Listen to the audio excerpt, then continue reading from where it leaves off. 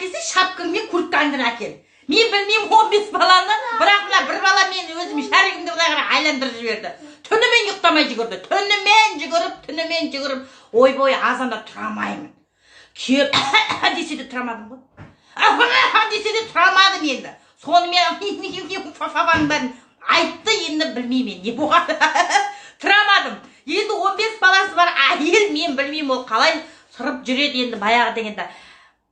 Баяғы аналар мықты ғой енді. Ол кезде далаға қой сияқты баланы жай жібереді. Онда балаға тисетін адам да жоқ қой. Қазір далаға жібер, попробуй баланы далаға жібер. Есің алып қой. Қазір 4 баламен шықсаң, 4 көз керек саған. Бит тұрасың ғой. Мәшинеге түсіп кетер ме екен, біреу бүйтіп қалар ма екен, анау сөйтіп қалар, құбырға түсіп кетер ме екен деп тұрасың ғой.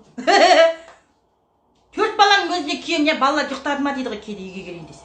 Ұйықтағанда келіске дейді да. Ал ана 15 баладан кейін күйеуің таппай қалатын шығарсың, бір айдан кейін келетін шығар. Өсіп кетті ма деп звондайтын шығар. Өсіп кетсе, өсіп кеткеннен кейін барсам ба деп ойлайтын шығар.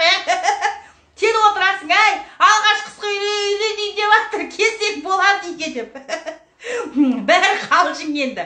Баяғыны айта береді, баяғының аналары енді свет жоқ.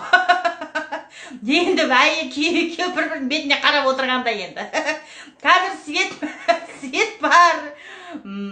Бала-шаға аман есен болсын енді. Ары қарай айтатын ештеңе жоқ.